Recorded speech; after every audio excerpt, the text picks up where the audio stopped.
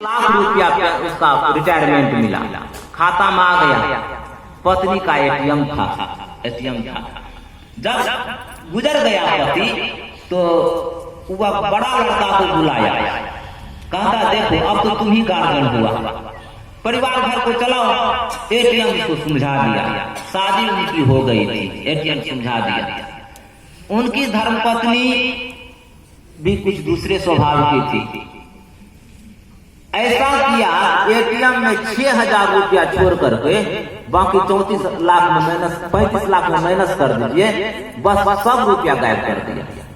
जब उससे माँ पूछती है तो ये वो अब जानते हैं हिसाबधारी जैसे तैसे कह के क्या करेगा माँ, कत्ल कर देगा, केस कर देगी माँ, क्या करेगी माँ। एटीएम ले लिया, बस मौन हो गई बेचारी। क्या करती, मौन हो गई। यह संसार की हालत है। जिस पुत्र के लिए हम लोग जीवन भर एरी चोटी पसीना कर बहाते हैं, अरे कम से कम पुत्र को धन मत दीजिए, संस्कार दीजिए, सद्ज्ञान दीजिए, आपको सुख मिलेगा। बेटा का भी, पुत्र का भी जीवन जो है वह मंगलमय होगा, मंगलमय होगा। आप लोग जानते हैं अगर किसी को संतान नहीं होता है, बाप लगता है सब कुछ रहते हुए कुछ नहीं, सब कुछ रहते हुए कुछ नहीं है। कहां नहीं जाते हैं, कितना प्रयास करते हैं, कहने की बात है, सब कुछ आप लोग जानते हैं। अच्छा, साधु संत महात्मा को है को पुत्र, किसी पर है दादी? हमारे ख्याल से हमको तो कभी चिंता नहीं हुआ है कि पुत्र नहीं है, बूढ़ा हो जाएंगे तो क्या होगा, कभी चिंता नहीं है। और सदगुरु महाराज की इतनी कृपा है, इतनी कृपा है, जब जब विपत्ति संकट आया है तो बस आने में लेट लगा, विपत्ति संकट को भागने में लेट नहीं लगा। प्रमाणित बात हम कह रहे हैं, सब बात कहने की बात नहीं होती है माइक पे। कुछ अपना, कुछ संपत्ति आपका जो अपना अनुभव है वह मत कहिए, उसे इस समय भी कह दिया जाता है, अंतर में जो कुछ भी अनुभव होगा उसे बुरे कामों में खर्च नहीं करेंगे, नहीं करेंगे। आप किसी को आशीर्वाद देंगे उसमें भी आपका शक्ति छीन हो जाएगा। इसलिए बाबा लोग बीमार भी ज्यादा रहते हैं, दवाई भी ज्यादा रहते हैं, भोगना भी ज्यादा पड़ता है। क्या करेंगे, प्रेम बतौर का आज जाओ भेज के बेटा जो ठीक भेज, ठीक है भेज, लेकिन भोगा के पड़ते, साधु महात्मा भोगा पड़ते। साधु संत महात्मा विशेष बड़े बड़े बीमारी से ग्रसित रहते हैं, बड़े बड़े। क्यों? शिष्य का सब दुख अपने सिर पे ले लेते हैं, अपने शरीर पे ले लेते हैं, यही बात है। तो उर्मिला देखिए, कहते विषम परिस्थिति में भी मेरा धैर्य बना रहे, मेरा धैर्य बना रहे। जब मेघनाथ का वान लगा, लक्ष्मण जी मूर्छित हैं, भगवान राम रो रहे हैं। भगवान राम कहते हैं देखो लक्ष्मण, जब हम यहाँ से जाएंगे, हमारे नहीं चाहने पर भी लोग हमें राजगद्दी पर बिठा देंगे। जब राजगद्दी पर बिठा देंगे तो भरत जी आएंगे, प्रणाम कर ले, उनको भी आशीर्वाद देंगे। मांडवी आएगी, उनको भी हम आशीर्वाद देंगे। और शत्रुघ्न जी आएंगे, श्रुति कीर्ति आएंगे, हम उनको भी आशीर्वाद देंगे। लेकिन जब उर्मिला का हाथ पकड़ के, बांह पकड़ के सुमित्रा आएगी, हम उनको क्या आशीर्वाद देंगे? सबको तो सुहागवती होने का आशीर्वाद देंगे, उनको क्या आशीर्वाद देंगे कि तुम्हारे चलते, हम अपनी पत्नी के चलते तुम्हारे मांग से सिंदूर को धो डालेंगे, यही न कहेंगे? अस विचार जिय जाग में ताता, मिले ही सहज सहोदर बच। इसलिए हे भाई तुम जग जाओ, जग जाओ। तुम पत्नी की हानि नहीं है, लेकिन सहोदर भाई का हानि बहुत बड़ी हानि है, बहुत बड़ी हानि है। जग जाओ। लेकिन लक्ष्मण जी नहीं जगते। तब जाकर सुसैन वैद्य को लाया गया, हनुमान जी गए लाने के लिए। जब भगवान राम रो रहे थे तो हनुमान जी कहते हैं, जो तुम चाही हो यही सोई, सब कुछ तुम्हारे हाथ हो। अपनी भगतिया सतगुरु साहब मोहि कृपा करी देहु हो। आप क्यों रो रहे हैं? आप सर्वसमर्थ हैं, आप जो चाहेंगे वही हो जाएगा। विभीषण जी कहते हैं सुसैन वैद्य जो बहुत बड़ा वैद्य है, अब कैसे लाएगा, कौन लाएगा? तो हनुमान जी को ही आशीर्वाद देते हैं भगवान राम। गए वहां, सुसैन वैद्य जो था सोया हुआ था। रावण कहा था मोबाइल को ऑन करके रखना और बंद नहीं करना, कभी भी कुछ हो सकता है, युद्ध चल रहा है। एकदम वह भी सचेत था। घंटी दबाया, लगता है अलार्म की घंटी रहती है ना, घंटी जैसे हनुमान जी दबाया तो सुसैन वैद्य फाटक खोला। फाटक जैसे खोला तो हनुमान जी का दर्शन भीतर भागने लगा। तुरंत हनुमान जी पकड़े, कहाँ भागते हो, तुमको जान से मारेंगे नहीं, आदर से लेने के लिए आए हैं। हमारे लक्ष्मण जी मूर्छित हैं, चलो उनका इलाज कर दो, तुमको कुछ नहीं कहेंगे, कुछ नहीं कहेंगे। तब उनको सब परिवार विभीषण जी सुसैन वैद्य सोचते हैं अब सबका भगवान राम का सबका दर्शन हो जाए, सब परिवार का दर्शन हो जाए। पूरे परिवार को चले गए दर्शन करने के लिए। भगवान राम का दर्शन भी हुआ, लेकिन सुसैन वैद्य कहता है कि देखिए ये जड़ी मिलेगी धौलागिरी पर्वत पर, बूटी मिलेगी, और तब सूर्योदय से पहले तब लक्ष्मण जी जीवित होगा। क्योंकि सोचा कि हम तो रावण का वैद्य हैं, आई सीधे अगर इलाज कर देंगे तो फिर तो रावण के राज में इतनी शक्ति थी कि अगर फूल मुरझा गया बगीचा में तो सूर्य को जवाब देना पड़ता था फूल क्यों मुरझाया, उसे जवाब देना पड़ता था। डर तो सबको था, थोड़ा फेरा लगा दिया तो 12 वर्ष तो पैदल जाने में लगता, तो पैदल जाता तो सूर्योदय तो पहले हो जाता। तब जाकर के हनुमान जी गए तो वहां रावण को मालूम हुआ तो तुरंत काल नेमी को भेज दिया। काल मतलब समय होता है, नेमी मतलब चक्र होता है। समय का चक्र सबके ऊपर में घूमता है। बुरा समय चलता है, देखते हैं बराबर परेशान रहते हैं, अब फिर समय का चक्र घुमा फिर ठीक हो जाते हैं। अरे सब दिन रात नहीं रह सकती है, सब दिन भी नहीं रह सकता है, सुख भी सब दिन नहीं रह सकता है, दुख भी सब दिन नहीं रह सकता है। इसलिए अधेर होने की कोई जरूरत नहीं है। अरे मेहमान आया है, अरे मेहमान दुख रूपी मेहमान आया, रोह कितना दिन रहेगा, जाएगा ही। सुख रूपी मेहमान आया, रोह कितना दिन रहेगा, लेकिन सुख को इतना ऐसे पकड़ते हैं कि भागे नहीं, और दुख को चाहते हैं भाग जाए, ऐसा थोड़े होगा। समय पर ही भागेगा, सबका समय निश्चित है, समय पर ही भागेगा। तो काल ने भी वहां चला गया, साधु का वेश धारण कर लिया एकदम। हनुमान जी गए तो काल ने क्या कहता है, आइए हनुमान जी आइए, हम आप लक्ष्मण जी मूर्छित हैं और राम युद्ध हो रहा है। रावण युद्ध नहीं बोला काल ने, राम युद्ध हो रहा है, आप मैं लक्ष्मण बूटी लेने के लिए आए हैं। तो हनुमान जी सोचते भाई तो पहली बार हम सुने हैं, ये कैसे जान गया हमारे मन की बातों को।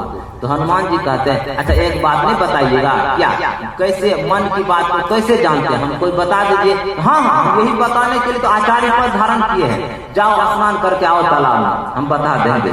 तो गए हनुमान जी स्नान करने के लिए, जैसे मकड़ी का चरण स्पर्श हुआ हनुमान जी से तो उनका शरीर छूट गया, वे दिव्य रूप धारण कर लेता है वो। इसके बाद मकड़ी कहती है दिव्य रूप धारण करके कि देखिए यह जो है छद्म वेश धारण किया हुआ है, ये कोई साधु नहीं है, आपका समय बिगाड़ देगा, इसलिए आप इनसे सतर्क रहिएगा। उनका परिचय दे दिया। तब जाकर हनुमान जी वहां से आए तो क्या किया, अपनी पूंछ में कालियानी को लपेटे। तो कालियानी कहता अरे क्यों लपेटते हो, कहते नहीं आप दीक्षा देंगे तो दक्षिणा भी नहीं चाहिए आपको, तो पहले आपको दक्षिणा दे देते इसके बाद दीक्षा देंगे, इसके बाद दीक्षा देंगे। तो हनुमान जी इसको लपेट करके ऊपर ले गए और ऊपर से इसे पटक दिए, राम शब्द हो गया। इसके बाद हनुमान जी खोजने लगे बूटी को, उनको बूटी का पता नहीं लगा। दूसरा हनुमान जी सोचते हैं मान लो लक्ष्मण बूटी ले ही के चले ही जाएंगे, अब युद्ध चल रहा है, किस बूटी की कब जरूरत पड़ेगी, दवाई का दुकानें लेके चले जाते हैं, जो दवाई को जरूरत होगा अपना डॉक्टर साहब निकाल करके अपना इलाज करते रहेंगे। पूरा धौलागिरी को उठा करके ले आए, जो ही उठा करके ले आए नंदी ग्राम में भरत जी तपस्या कर रहे थे। ऊपर से जो आए आवाज हुआ तो भरत जी सोचते हैं कोई राक्षस जा रहा है, अयोध्या में कहीं वार कर देगा, तो सीख का वाण बनाते हैं, मंत्र से सिक्त करके ऊपर मारते हैं। ऊपर जो ही मारते हैं तो हनुमान जी जय श्री राम कहते हुए नीचे आ जाते हैं। पहाड़ के ऊपर ही अटक गया। भगवान राम की कृपा से पहाड़ उठाता, पहाड़ ऊपर अटक गया। जैसे जय श्री राम करके नीचे आते हैं, अब परिचय हुआ तो भरत जी रोने लगते हैं। हम भगवान के किसी सेवा में नहीं आए, हमारे चलते भगवान को वन जाना पड़ा। अगर मेरा जन्म नहीं होता तो भगवान को वन नहीं जाना होता। और अभी लक्ष्मण बूटी लेके जा रहे थे हनुमान जी, तो जल्दी जाते, हम भी उनके रास्ते में विघ्न डाल दिया, बहुत रोने लगे। इसके बाद अयोध्या में भी खबर चला गया, अयोध्या से सब प्रजा आ गया, पर सब माताएं आ गई। तो हनुमान जी देखते हैं कि दो ऐसा पात्र है रामायण का जिसे लक्ष्मण मूर्छित होने का कोई दुख नहीं है। एक है सुमित्रा और दूसरा है उर्मिला। तो सुमित्रा जी से पूछा गया, हनुमान जी पूछते हैं, सुमित्रा जी कहती है, अरे लक्ष्मण जी का शरीर छूट जाएगा, मैं शत्रुघ्न को भेज दूंगा। उर्मिला जी से हनुमान जी हाथ जोड़ करके पूछते हैं, देखिए मैं तो ब्रह्मचारी हूँ, मैं तो नहीं जानता हूँ परिवार की और सब बातों को, लेकिन हमसे गलती हो तो क्षमा करेंगे, हमारी एक जिज्ञासा है। उर्मिला से हमारी एक जिज्ञासा है। उर्मिला कहती, कहिए हनुमान जी कहिए। तो हनुमान जी कहते, देखिए लक्ष्मण जी मूर्छित है, अगर मैं सूर्योदय से पहले नहीं पहुंचा तो अनहोनी हो सकता है, लेकिन आपके मुखारविंद पे कोई दुख नहीं है, पति तो भगवान होता है। तो उर्मिला जी कहती हैं, भारतीय नारी पति का नाम नहीं लेती, लेकिन अगर ऐसा अवसर आ जाए तो लेना चाहिए, लेना चाहिए। अब देखिए, अगर भावो है संबंध में, देह में आग लग गया, क्या भैंसुर देखते रहेगा? यह धर्म नहीं है। वहां बचा लेना ही धर्म है, बचा लेना, जो उसमें पाप नहीं लिखेगा। तो कुछ आपातकालीन फाटक रहता है ना हर जगह, बस में भी रहता है, ट्रेन में, आपातकालीन धर्म भी है। कभी इस परिस्थिति में उस धर्म का पालन करने से कोई पाप नहीं लगता है, कोई पाप नहीं लगता है। तो उर्मिला जी कहती है संकेत करके, अच्छा एक बात कहिए हनुमान जी, उनको हम ज्यादा जानते हैं कि आप ज्यादा जानते हैं? तो हनुमान जी कहते हैं, ना, अरे पति को पत्नी से ज्यादा कौन जान सकता है, आप ही जानते हैं। तब उर्मिला जी कहती हैं, हनुमान जी अभी लंका के मैदान में हमारे पतिदेव सोए हुए हैं, बहुत दिन से जगे थे, हमारे पतिदेव सोए हुए हैं और भगवान राम रो रहे हैं। अब कहिए जिनको वन लेगा वह रोएगा, उसे न रोना चाहिए। तो हमारे पतिदेव सोए हुए हैं। तो उर्मिला जी कहती, देखिए हमारे पतिदेव के रोम रोम में राम का निवास है, अगर वन लेगा तो राम को लेगा, हमारे पतिदेव को नहीं लेगा। तब जाकर के हनुमान जी कहते हैं, देखिए अगर सूर्योदय से पहले अगर हम नहीं पहुंचे, अनहोनी हो सकता है, अनहोनी हो सकता है। उर्मिला जी क्या कहती हैं, देखिए हनुमान जी, जब तक रघुवंश की पतोह का सतीत्व कायम रहेगा तब तक सूर्योदय हो नहीं सकता है। दूसरी बात, भगवान राम सूर्यवंशी थे, कौन पिता चाहेगा कि हम जगते ही पुत्र की मृत्यु को देखें? इससे अच्छा है सोए रहना ही अच्छा है ना, सूर्य उगेगा कहिए तो। इसलिए उर्मिला जी कहती, हनुमान जी आप निश्चिंत होके जाइए, सूर्योदय हो नहीं सकता है। हनुमान जी गए, जैसे ही हनुमान जी गए वहां तो 4 बूटी दिया गया लक्ष्मण जी को। कौन दिया गया? पहले विशल करणी बूटी दिया गया, तुलसी की रामायण में, अति वाल्मीकि रामायण में वर्णन है। पहले विशल करणी बूटी को दिया गया। विशल करणी बूटी को देने से जितना भी वान लगा था, घाव घोस था, सब ठीक हो गया। इसके बाद अस्थि संचारणी बूटी दिया, अस्थि में हड्डी होता है, जो भी टूट फूट था सब ठीक हो गया। तीसरी बूटी दिया गया स्वर्ग करनी बूटी, वे गोरे थे लक्ष्मण जी, स्वर्ग करनी बूटी देने से उनका रूप पहले जैसा हो गया। इसके बाद चौथा बूटी दिया गया मृत संजीवनी बूटी। मृत संजीवनी बूटी देने से लक्ष्मण जी जीवित हो गए। सदगुरु महाराज हम लोगों को भी 4 बूटी दिए हैं। यह मानस जब जो है यही विशल करनी बूटी है, मानस ध्यान जो है वही अस्थि संचारणी बूटी है, और दृष्टि साधन जो है वही स्वर्ण करनी बूटी है, और नाथ ध्यान जो है वही है मृत संजीवनी बूटी। यही 4 बूटी हम लोगों को भी दिए हैं। जिसके प्राप्त करने के बाद में अमर हो जाएंगे, फिर इस संसार में नहीं आना पड़ेगा। तो उर्मिला जी कहती हैं भगवान राम से, विषम परिस्थिति में भी मेरा धैर्य जो है वह अचल रहे, अडिग रहे। एक वस्तु भगवान राम आशीर्वाद देते हैं। इसके बाद शत्रुघ्न जी की बारी आई। शत्रुघ्न जी कहते हैं भगवान आप हमें यही आशीर्वाद दीजिए कि हम भरत भाई का सेवा करते हैं। सेवा एक वस्तु। अब भरत की धर्मपत्नी, शत्रुघ्न की धर्मपत्नी थी सुरती कीर्ति की जो बारी आई, सुरती कीर्ति जी कहती हैं क्या हम जो भगवान से मांगेंगे क्या भगवान हमें देंगे? इतना कहते ही सभा में सन्नाटा छा गया। कौन ऐसी वस्तु है जो भगवान नहीं दे सकेंगे? क्योंकि रघुकुल की प्रतिज्ञा है, रघुकुल रीति सदा चली आए, प्राण जाए पर वचन न जाए। प्राण चला जाएगा लेकिन वचन नहीं जा सकता, वचन नहीं जा सकता। जब परशुराम जी कहे भगवान राम से कि भगवान जब मैं लक्ष्मण और परशुराम जी में वाद विवाद होने लगा तो भगवान राम आगे आ जाते हैं, अपना दुपट्टा चादर हटाते हैं, तो परशुराम जी देखते हैं भृगु जी का चरण चिन्ह है वक्षस्थल पे। परशुराम जी समझ गए कि ब्रह्म का अवतार हो गया, तो फिर भी शंका तो था ही। तो विष्णु धनुष था परशुराम जी के हाथ में, परशुराम जी के हाथ में विष्णु धनुष था। विष्णु धनुष भगवान राम को देते हुए कहते हैं राम रमापति कर धनु ले हूँ, खैचहु चाप मिटे संदेह। आप इस पर चाप चढ़ा दीजिए तो मेरा संदेह दूर हो जाएगा कि ब्रह्म का अवतार हो गया है, संदेह दूर हो जाएगा। भगवान राम हाथ में धनुष लिए, ज्यों ही लिए अपने आप धनुष चढ़ गए, तीर कमान को चढ़ा लिए भगवान राम। अब कहते देखिए रघुवंश की प्रतिज्ञा है एक पत्नी व्रत, दूसरी प्रतिज्ञा है वचन अगर निकल गया फिर वापस नहीं आता है, तीसरी प्रतिज्ञा है वान अगर चढ़ गया फिर वह उतरेगा नहीं। अब कहिए परशुराम जी वान चढ़ा हुआ वान हम कहाँ छोड़े?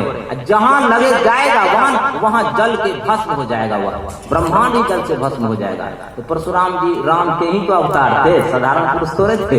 परशुराम जी कहते हैं भगवान हम 21 बार इस देश को, संपूर्ण पृथ्वी को क्षत्रिय विहीन कर दिए, तो दुष्ट का संहार कर रहे थे, उसमें निर्दोष राजा भी मारा चला गया भूल चूक से। उस पाप का पहाड़ जहां जमा है आह्वान को वहीं मारिए, मेरा पाप का पहाड़ जल के भस्म हो जाए। देखिए इसलिए वचन जो है रघुकुल का मिट नहीं सकता है। भगवान राम सोचते हैं सुरती कीर्ति की कौन ऐसी मांग है जो हम नहीं पूरा कर सकेंगे? साधारण बात थोड़े है, क्या भगवान दे सकेंगे? मतलब उनके बस की बात नहीं है। तब जाकर के जब हाँ हाँ कहो बेटी क्यों नहीं देंगे की? तो सुरती कीर्ति कहती है देखिए आप जब वहां से आए वनवास थे तो वलकल वस्त्र हटा करके राशि पोशाक पहन करके आप राजगद्दी पर विराजमान हो गए, तो वही वलकल वस्त्र हमको दीजिए, वलकल वस्त्र बैरागी वस्त्र हमको दे दीजिए ताकि यह राजपाट में हमारी आसक्ति नहीं हो, आसक्ति नहीं हो हमारे राजपाट में। अब देखिए कैसी वरदान सुरती कीर्ति मांगती है, क्या मांगती है। इसलिए अगर कहा है मैं गोस्वामी तुलसीदास जी महाराज के वचन में आया है जांचिए जो जग जान की जान नहीं जांचिएगी, यही जांचत जांचता जड़ जाए। परमात्मा से मांगिए, क्या मांगिए? संसार की वस्तु मांगेंगे तो वह रहेगा नहीं, साथ नहीं जाएगा।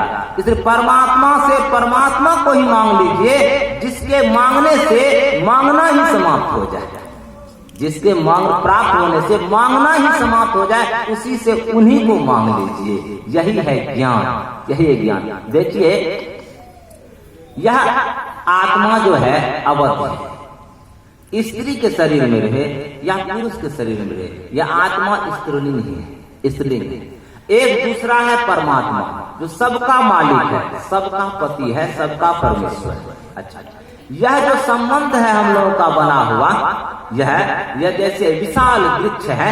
अब विशाल वृक्ष से अनेक दिशाओं से पक्षी आता है, अनेक दिशाओं से पक्षी आकर के निवास किया। अच्छा, फिर प्रातः होते ही अनेक दिशाओं में चला जाता है। इसी प्रकार जो है यह विशाल वृक्ष में जो है कोई बेटा बनके, कोई पोता बनके, कोई पोती बनके, कोई दादा बनके, कोई दादी बनके आ गए हैं, विशाल वृक्ष में आ गए हैं परिवार का सदस्य बन करके। जिसकी गाड़ी पहले आ जाती है, धर्म यह संसार है धर्मशाला, जिसकी गाड़ी पहले आ जाती है उसको जाना पड़ता है, जाना पड़ता। कोई जरूरी नहीं है कोई 5 घंटा से मुसाफिर खाना में बैठा हुआ है तो उसकी गाड़ी तुरंत आ जाएगी, कोई जरूरी नहीं है। कोई तुरंत आया, तुरंत उनकी गाड़ी आ गई। इसलिए गुरु नानक देव जी महाराज कहते हैं, नहीं बालक नहीं यौवने नहीं वृद्धि कछुवंत, वह अवसर नहीं जानिए जब आए परे जमफंद। कब यह चलाएगा कबीर गर्व न कीजिए, काल गहे करके न जाने कित मारियों, क्या घर क्या परदेश। देखिए सबके सिर पे यह काला बाल है ना, काला बाल। अच्छा ठीक है, ये काला बाल नहीं, यह काल ही है, यह काल है बैठा हुआ। अब धीरे धीरे सफेद होता है। एक कान पर का एक बाल पका था महाराज दशरथ जी का, राय सुभाय मुकुर कर लेना, बदन बिलोक मुकुट सम किन्ना, श्रवण समीप भयहु सित केसा, मनहु जरटपन अस उपदेशा, नृप युवराज राम कह देहूं, जीवन जन्म लाभ किन लेहूं। एक बाल पका हुआ था, कितना बैराग हुआ महाराज दशरथ जी को। गोस्वामी तुलसीदास जी महाराज लिखते हैं, होय न विषय विराग भवन बसे भई चोतपन, हृदय बहुत दुख लाग जन्म गए हरि भक्ति बिन। मेरा जन्म व्यर्थ चला गया, मेरा जन्म व्यर्थ चला गया, हमारी जो सी अवस्था आ गई। तुरंत जल्दीबाजी राम को राज्याभिषेक करके अपने चाहते थे जंगल चले जाए। इसलिए भरत शत्रुघ्न जो था वहां ननिहाल में उनको खबर तक नहीं दे सके, इतनी जल्दीबाजी किए। अब देखिए हम लोग एक बाल पकने पर, हम लोग बाल पकता तो क्या करते हैं, मेहंदी लगा लेते हैं, कोई नहीं जाने कि हम बाल काट दिए। अरे कितना कुछ कीजिएगा, बाल काला है समझिए काल बैठा हुआ है, बाल सफेद हो गया समझ जाइए कफन आ गया सिर पे, कब शमशान घाट जाना पड़ेगा, तैयार हो जाइए। कोर्ट पहले नोटिस देता है, नोटिस देता है, बाल पकने लगा तो एक नोटिस आ गया, कान कम दिखने लगा तो दूसरा नोटिस आ गया, कान कम सुनने लगा तीसरा नोटिस आ गया। नहीं अगर हाजिर होंगे, सतर्क नहीं होंगे, अब कुर्तिये वायरल होगा। अब जो कीजिए आपकी मर्जी है, इसलिए तैयार होना पड़ेगा भाई। इसलिए देखिए भाड़े का घर है, भाड़े का घर है, भाड़ादार कैसे रहता है, समझता है अपना घर है, लेकिन दिल उसका गवा देगा जब मालिक का आदेश होगा जाना पड़ेगा। रामकृष्ण परमहंस जी महाराज के वचन में आया है, संसार में कैसे रहो जैसे बड़े घर की नौकरानी रहती।